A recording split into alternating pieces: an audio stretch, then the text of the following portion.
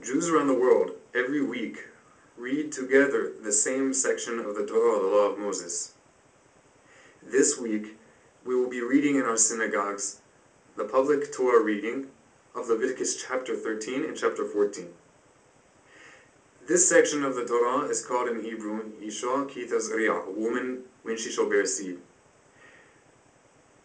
One recalls already in the book of Genesis that the seed of a woman is mentioned, and it's often understood as being a prophecy of the future king of Israel, the Messiah. But this week's Torah section, at the very outset, brings one to sobering realization that seed of woman is referred to throughout the Hebrew Bible simply as the offspring of a woman, without any specific intention as to one particular individual. Chapter 13 of Leviticus deals with two main issues. It deals with Torah ha-shavua and with Milah. Milah is a reference to circumcision in the Hebrew language, and Torah ha-shavua refers to the instructions as to how long a woman is to abstain from marital relations after she gives birth to whether a boy child or a female child, and for how long she will be in a state of impurity following the birth. That has to do with how she is permitted to interact with articles that are related to the temple services. This brings me to the thought that is mentioned in Pirkei Avot, the sayings of the ancient sages of Israel, where they taught, Ezehu Ribor HaKovesh et Yisrael, who is a man of might, one who conquers his urges. How is this related? In chapter 13 of Leviticus, it compares the woman's abstaining from marital relations following her childbirth to the prohibition that she has when she abstains from marital relations following her monthly cycle. In addition, immediately after mentioning this, the commandment that one circumcise his male children on the 8th day is again recalled. Circumcision, milah, in Hebrew. How are these related to the saying of the sages that a man of might is one who conquers his urges? Because it's one thing to keep the commandments of God in the public eye, where you may be concerned as to what others think about you. And that encourages one to keep God's commandments in the public. But the most difficult keeping of God's commandments is when one is tempted to violate the presumed will of God, when one is alone with one's wife or with anyone else, in the privacy of one's own home, or in the thoughts of one's mind. So, a large part, in my opinion, of the meaning and significance in this first part of this week's Torah portion has to do with the serving of God not only outwardly but also inwardly, even where it would be most easy to violate God's will and nobody know, simply trusting on the mercies of God. But the ultimate worship of God is worshiping God in all circumstances, both externally and internally, both in the outside world and in one's inner marriage chambers, or in the chambers of one's thoughts and mind. Remember that the relationship between a man and a woman is compared to the relationship between a human being and his creator in the Song of Songs. And likewise, milah, circumcision, also shows the voluntary giving up of the highest potentials of sexual pleasure that are possible for a human being, and sacrificing that for the sake of God, so that we will be able to further devote our strengths and our energy into serving Him and subjugate our more natural, animalistic type natures to the service of God and not simply to the whims of passing urges. The second chapter, I think I said earlier, chapter 13, that was chapter 12. The second chapter, chapter 13, has to do with Surah Ta'ar and Surah Habirud. Surah Ta'ar is what's often translated as leprosy of the skin, and Surah Habirud, oddly enough, refers to leprosy of one's clothing. It says, when can one have leprosy and clothing?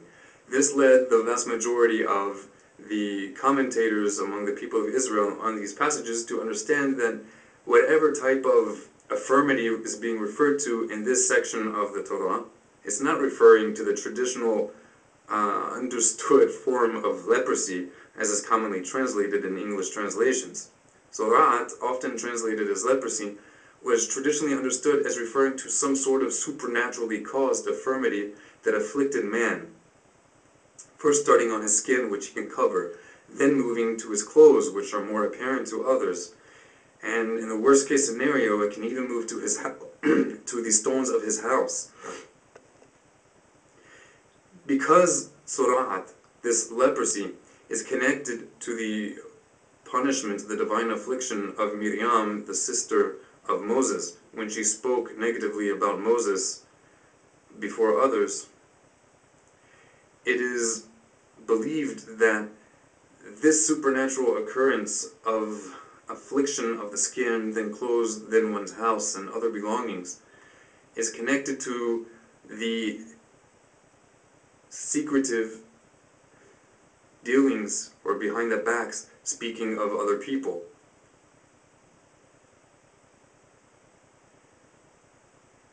This leads into what is the portion of the prophets that are read after reading of the Torah.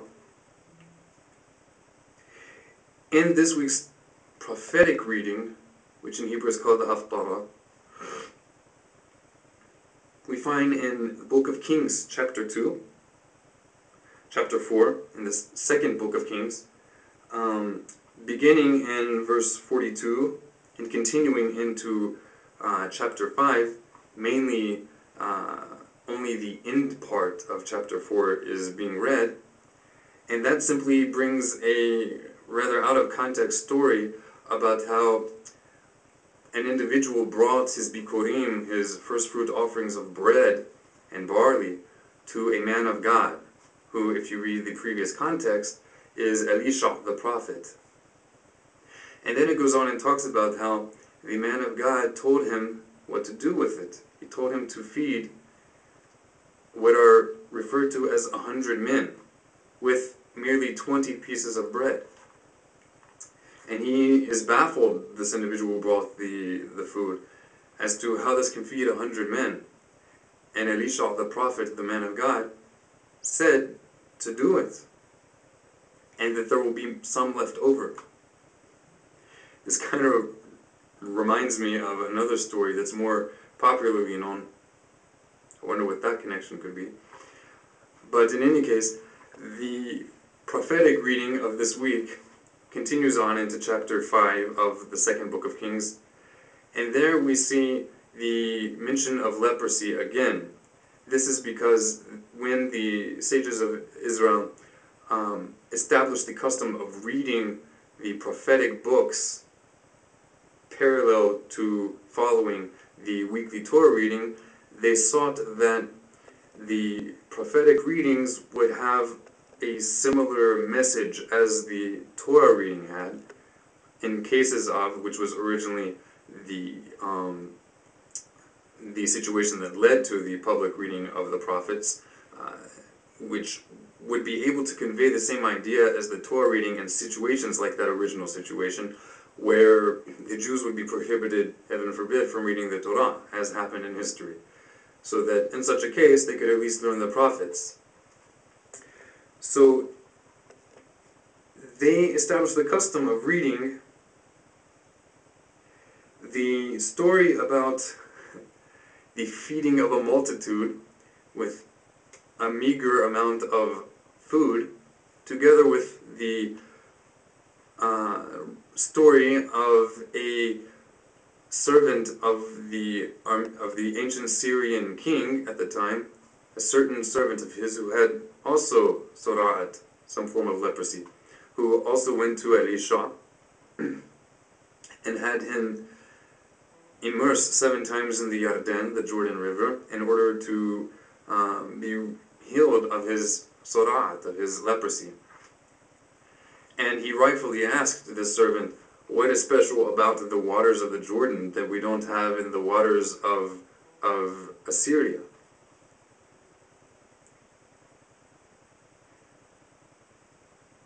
Nothing was special in the waters. What was special is the man of God, Elisha, who told him to do these 7 immersions in the Yarden.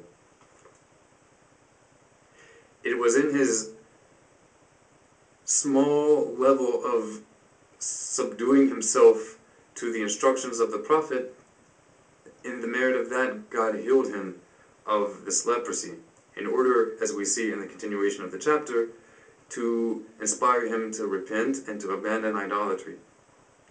How is this connected to chapter 13 of Leviticus? Well, regarding the leprosy of one's skin and one's clothing, one is both declared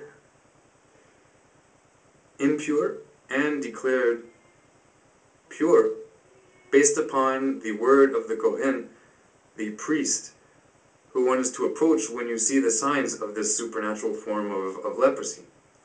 Now, the Hebrew doesn't just say, he shall declare him as being impure or pure, although this is often a translation of the term, as we see in English translations today.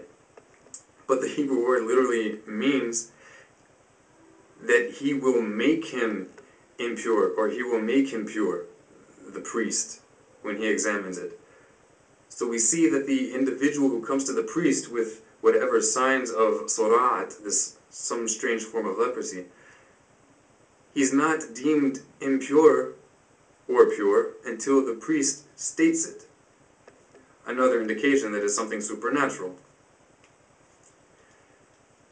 Because otherwise, heaven forbid, the God of the universe would have the individual with some natural form of leprosy be hanging around other people simply because he hasn't yet been able to be declared impure. In any case, I believe that the connection between these two, the Torah portion about this form of leprosy, and the reading from the prophets about Elisha and his instigating the miraculous feeding of 100 with only a little bit of food, and the purifying of this leprous servant of the ancient Aramean king, to be teaching another teaching from Pirkei Avot, and that is the concept that the righteous individual decrees something and God upholds his decree. There are 2 things here. There are righteous individuals who reach a level of prophecy and God informs them of something and then they convey the message. But then there's another concept where the righteous individual has such a high level of trust and confidence in God, and his will is in such harmony with the Creator's will, that even when God hasn't directly informed him of something, he understands from this situation, from his purified mind, that this would be the will of God. And so he trusts that such and such will happen, and he cries out to God that God will hear his prayer, and such happens. And thus we find, also in the saying of our sages, in the name of Rabban Gamliel,